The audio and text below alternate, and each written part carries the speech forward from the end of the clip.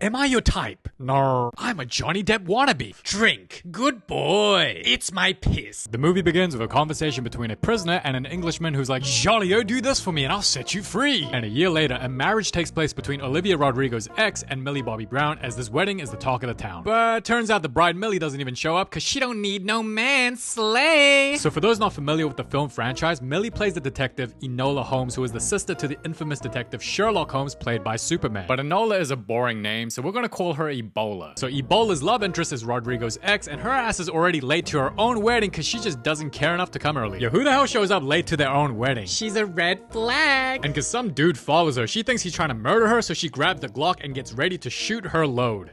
Pause. But she trips and falls and loses aura, as it was Sherlock Holmes' bestie, Dr. Watson, that was following her. Man, she gonna ruin her wedding dress like that and not care about it at all? Double red flag! So she's told her brother's missing, and it's up to her to go find him, as the film constantly shows scenes of Enola not being equal or on par to her brother's skills, but that she's actually a better detective than him, as she keeps correcting his ass about clues when working together in past investigations. Yas, you go girl! Now, we get more flashback of Ebola's life before the wedding, how her man likes nature and sword fighting. Yay! But at least they have a great time together. W Riz. And turns out when he proposed to her, he used a flower as the wedding ring. Aww, they're both red flags. Could you imagine trying to pull this off in 2026? Like when you propose to a girl, you use a flower as a wedding ring?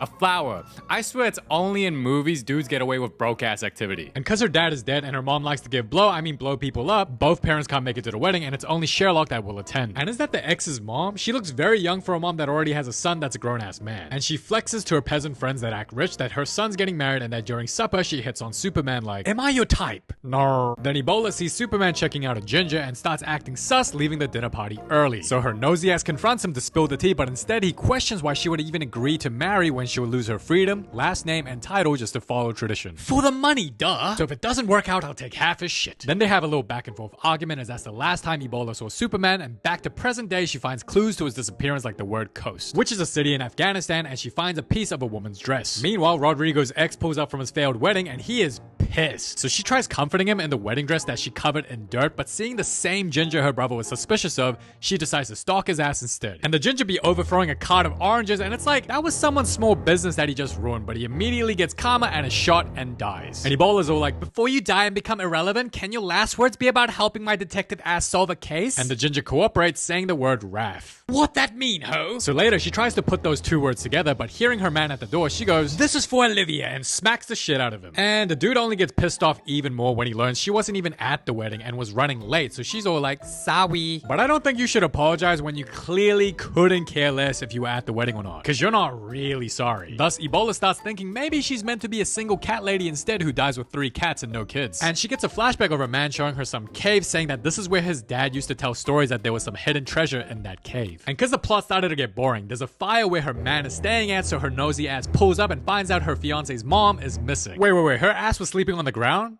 On rocks? While wearing white? Ghetto! So the fiance tries finding her mom, but she reassures him using her own imagination, seeing the mom get taken away, and thus tells his ass to stop finding her. But how would she know that? What if the mom is hiding under the bed, but now she burns to death because Enola used her imagination skills? Then later, Watson says Sherlock has no other friends except him, and because they're besties, he kinda insinuates Sherlock could be gay. Then Watson starts glazing Enola, saying that she's equal to Sherlock, so she will solve this case. And because her man's clearly distressed, she uses her own imagination again to think of her fiance's mom getting kidnapped and abducted. And you know, I just think Enola's been watching way too many murder documentaries. But with the power of plot armor, she finds some medals and encounters an NPC that wishes to free Malta from the British government, but Enola ends up fighting him, thinking he's a bad guy because she's racist. And this fight scene was so dumb, because who in the hell reaches out their hand to their opponent during a fight? Like, who does this? And when the opponent willingly puts his hand out as well, it just felt like I was watching a damn kids movie, bruh. So yeah, the fight scenes in this film were pretty mid, low-key ass. Like right there, it didn't even look like she's properly choking him. Now, I'm not saying I like seeing men getting choked, but anyway. When she finds out dude just wants to free his people from being used as pawns to fight wars that have nothing to do with them, she's looking at him like, does he know he's talking to a liberal white lady? Like, I'm on your side. Like, I'm the type to post this on my Instagram story for likes. So Ebola gets some intel, but is then put into custody by police. But then her fiance brings a British officer who's like, excuse me, Wagey. As you can see, Miss Enola here is white and English. You, sir, are not, and thus she is your better. And Enola's like, I'm gonna say I disagree disagree when I totally believe this on the inside. And using his Caucasianness, he gets Enola out of custody, and truthfully, if she doesn't think this is fair, she should have stayed in custody, but she doesn't, does she? So Enola, either you believe it's wrong to be treated differently based on race or skin color, so you speak up and act accordingly, which means you gotta stay in custody, or you admit people are to be treated differently based on race and flex your privilege for getting out of custody, because it just looks like she picks and chooses when to act liberal and progressive because she stays dead silent when racism benefits her. Then seeing a woman wearing the same piece of clothing she found the day her brother went missing, she decides to stalk her ass only for the same thing to happen again with the ginger as she gets shot and dies. So Enola once again goes, I know you're dying, but I want your last words to be about helping me solve my case. You know what's even funny is that when this lady's dead, Enola gets so disappointed, but not because somebody died, but because she actually just couldn't get more intel. Like, look at her face. She couldn't care less that that lady died. And suddenly the mystery person reveals herself, and it's the same villain from the second Enola Holmes film named Moriarty, which is just lazy ass script writing. Also, having a black woman play as the evil sneaky villain that commits crime is a bold move by Netflix, I'm not gonna lie. What happened, Netflix? I thought you were progressive. Also, I noticed in this film, Enola keeps getting told how smart, clever, and capable she is. Like, even the villain be saying it, and I'm just saying, I watched the Sherlock Holmes movies before, and I'm pretty sure Robert Downey Jr. wasn't getting glazed every 15 minutes about how smart and clever he is. He just showed it instead. So Moriarty glazes Enola as she tries killing her, but when Enola's mom pulls up, the villain uses explosives and makes her escape. I'm a Johnny Depp wannabe. So Ebola reunites with her mom, who turns out to be a furry, as she deadass starts howling. Yes, she actually starts howling like a furry in the film. And the following scene is where the film lost me. Because in the very following scene, Enola spends time with her fiancé, and keep in mind, the fiancé's distressed because his mother's missing, and Enola's brother is also missing, so what do?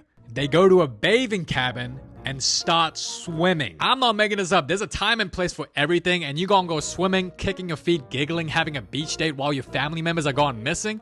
What the hell? Could you imagine bro's mom being like, "Oh, I'm sure they're looking for me. They're going to come any minute now." And turns out they're just like at the beach, just chilling, laughing, having the time of their life, like not giving a shit about their missing family members. Yo, that might be the funniest part of the film. So turns out the villain has been keeping Sherlock as prisoner to use him as bait for Enola so that Enola can do what she wants, and this just makes Sherlock lose aura and look incompetent. Like, dude's clearly a capable fighter, but in this film he's seen as a hostage that needs saving, which is very unlike the Sherlock Holmes we know and love. Drink. Good boy. It's my piss. And Moriarty reveals the reason she wants to ruin the Holmes' lives is because she doesn't think it's fair Sherlock's mom can blow things up and is still chilling while her ass got sent to jail for stealing from the very corrupt rich. What a petty loser, and how is that the Holmes' fault? And the film tries showing us how evil the villain is, as she doesn't give the fiance's mom any water, and I'm like, that's it? No water? That's it? Like, they try to make the scene super dramatic because the mom didn't get any water, and I'm like, I'm pretty sure prisoners have gone through much more brutal, unspeakable things, but we're gonna act like not getting water is a big evil act? Yo, this film might be made for kids, man. But wait, it gets worse. Because when Enola tries to solve where her brother could be, suddenly everyone becomes a detective, as even her fiance starts spewing his thoughts and ideas and contributes on how to solve the case. And the problem with the scene is that it makes Enola's field of work look like a joke, and that anyone and everyone can become a well-respected detective. Because turns out the fiance's input was actually valuable and helps Enola go confront her fiance's godfather about the Afghan war and the Battle of Khost. Now, I'm sure Enola's mom is in the film for comedic relief, but personally, the humor in this film just wasn't my cup of tea. But again, humor is subjective, so even though I didn't find it funny, I'm sure there could have been someone dying laughing at these scenes. And the movie only gets worse because when the fiance asks the godfather what happened during the war, Watson starts judging his ass like he's the one that caused it when dude was just following orders. And it's basically an ethnic minority shaming the dude for being white and that he should apologize and be ashamed of being white due to his past. Is it just me that's tired of watching films where they keep vilifying and shaming white people for their past? Like, I'm not even white and I'm just watching it uncomfortable. Like, what is this? Now, the godfather decides not to tell the fiance what happened, and the reason being he wanted to protect the fiance because ignorance is bliss. Meanwhile, Enola doesn't give a shit who she hurts as long as she uncovers the truth and finds out that her fiance's father and the godfather stole a bunch of gold from Afghanistan and hid it in Malta. And not caring about how this would affect her man, she just starts spewing it to his face that his dad's a criminal thief and that his legacy and wealth is built on immoral practices. So because the secret's out the bag, the godfather admits to all of it and says it was the fiance's dad's idea to steal the gold. And this dude acts so high and mighty going, where is your honor? As a result, the ex gets more depressed than when he found out his mom was missing. And look at her face, yo, she does not care how this affects her man at all. She's just like, Aren't I such a good detective for figuring this out? Oh my gosh. You know what's funny? The ex is all depressed like, what do you mean I came from a rich, wealthy family, but you're telling me that all that money isn't clean? Isn't it common knowledge that if you come from generational wealth that the money isn't exactly clean? I thought that was just like common knowledge. So when he's like all shocked and depressed like, what? The money isn't clean? It's like, come on, bro. Like what? You thought your dad got that from what? Like selling candy on the street and helping the homeless? Come on, bro. And Watson started getting annoying because he acts all morally superior because he isn't white while shaming the whites of their past wrongdoings. And it really just felt like I wasn't watching a movie that's trying to entertain me anymore, rather a film trying to push an agenda of white guilt that whites need to be more apologetic and shamed. Maybe it's just me, but I think there's already way too much white guilt where even in animation films these days, it's the ethnic minorities that are always seen as the hero and it's the white people that are always vilified and seen as the villains. And isn't there a Netflix series called Adolescence where the real story was a black dude killing like some 15-year-old girl, but in the series it's like played by a white kid? It's like, come on, bro. Like, can we not? Like, the film already made Watson brown when his character has always been white, but now what? He's the morally superior character lecturing whites, judging them, and shaming them? Like, he even starts educating the fiancé about morals. It's like, come on, bro. What is this? What is this? Anyway, Enola learns the gold is at the same cave her man's mentioned in the past where his dad would read him stories of treasure inside it. And she also learns she's being used by Moriarty this whole time to find out where the gold is because Moriarty knew she'd figure it out when she learns her brother was missing. So realizing the villain is relying on Enola to find the gold, she uses that to her advantage and creates a counterattack. Later, Enola enters the cave and the film spends an entire 5 minutes of screen time of her finding the gold with little to no dialogue, which means the pacing of this film is ass. On top of having a weak-ass storyline. And when Moriarty pulls up with her NPCs to steal the gold, she continues the white guilt agenda by saying the Holmes name is built on corruption and evil too, like stealing sugar from Jamaica or cotton and silk from India. I love how the film zooms in on Watson when she mentions India. It's like, why? Because he's Indian? So after Moriarty's done yapping about morals, Ebola brings her NPCs as a counterattack and outnumbers the ops, thus securing the gold. But because they need to drag this movie out longer, Moriarty escapes through pure plot armor and only Enola is somehow able to chase after her so she can have her girl boss moment. Yes! I don't know, in scenes like these where the villain is clearly up to something, why doesn't anyone just shoot her foot or leg or something so she stops moving around sus? Anyway, Enola tries throwing these hands but gets her ass beat and pounded so bad to the point she gets knocked the hell out, and the film tells us she's clearly no match for the villain. But Enola suddenly identifies as Japanese as all of a sudden she has an anime flashback, which makes Enola stronger. Hi! I'm not even kidding, she has a flashback and all of a sudden she's just way stronger than Moriarty and beats the crap out of her despite Moriarty holding a knife. And that's when I knew, this movie's stupid. And when she finally finds her brother, instead of freeing him, she frees her fiance's mom instead because she's a girl's girl. Then Moriarty pulls up again, shooting at her, enraged that plot armor's on her side, and starts kicking the crap out of her repeatedly while the mom frees Enola's brother, which leads to Superman becoming the woman beater. Damn, she got knocked the hell out. Now, I'm just curious, if he did that in real life, does that mean he goes the rest of his life as a woman beater? Or does he get like a free pass because like this was like an act of self-defense? Like, how does this work? Anyway, Sherlock concludes that she should be put to death or else she'll just escape prison again and the cycle will just repeat itself, and that makes a lot of sense. But the film decides to nerf his ass and make him act out of character as he starts screaming and getting all emotional. And the film did this on purpose to make Enola look good to calm him down, and it's thanks to Enola, Sherlock is able to think rationally and decide not to kill her. This is for not giving me water, you booger! Yeah, slay mama! And Netflix had the balls to show 3 whites around an unconscious black lady, because if anybody walked in on the scene with no prior knowledge in 2026, it'll be the whites that will be arrested and will be shown all over the news as evil racist monstrosities. And the white guilt in this film is so bad that the fiancé arrests his own godfather who loves him. And he also decides to return all the gold back to Afghanistan, losing all of his wealth and becoming a brokey. As the godfather tells him, your father would be so proud. No the hell he wouldn't. He'd be screaming in his grave going, bro, what kind of, dude, I created generational wealth for you and you're just gonna hand all that gold back, arrest your godfather, and become a peasant in the process? What you stupid bastard. It's like, bro, I'm not even related to him and I'm watching this like, bro, like, how you gonna ruin the bag like that, bro? Come on. Anyhow, the film then shows Sherlock glazing Enola for 3 minutes straight about how extraordinary and smart and capable she is as a detective, as if we already didn't hear this 1,000 times in the film already. Well, at least they got a wholesome moment out of it. Then later, her fiance tells Enola he's giving up the title of Lord and would change his name to Tebedy Gore, which is why I never called him by his name in this video, because he eventually denounces it in the end anyway. anyway. And this film tries making this a romantic scene, but what part of dude losing all his wealth, status, and social class and telling his fiance he's a brokey now? Romantic. How is that romantic? That's like if a dude says to his girlfriend, like, yeah, I found out my family's wealth came from insider trading from politics, so I just sold all my stocks and just donated it all to charity. Yeah, so like, I have no money now, but I'm gonna be living in a taco truck and I'll be selling tacos for a living.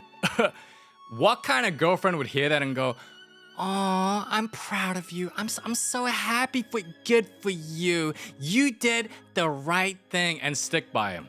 What kind of girlfriend would do that? Wouldn't she at least fight?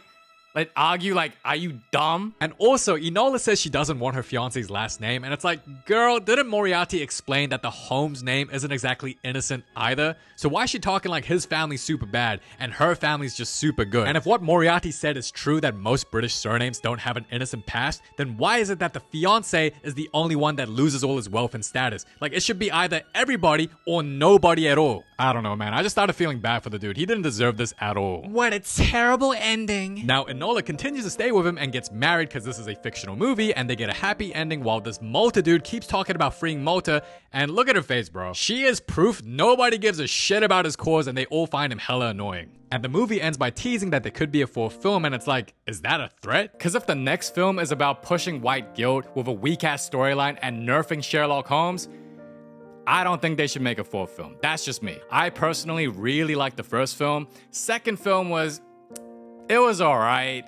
Third, as you can tell, I think the writing is just getting lazier and lazier. Now, don't get me wrong, I'm sure that there were people that really enjoyed and liked this film, but me personally, I like watching films where I don't feel like there's an agenda shoved down my throat, where white people should be ashamed of themselves and live in guilt because of their past. But you know, that's just me. You know, everyone has different preferences, but me personally, I don't like these kinds of films.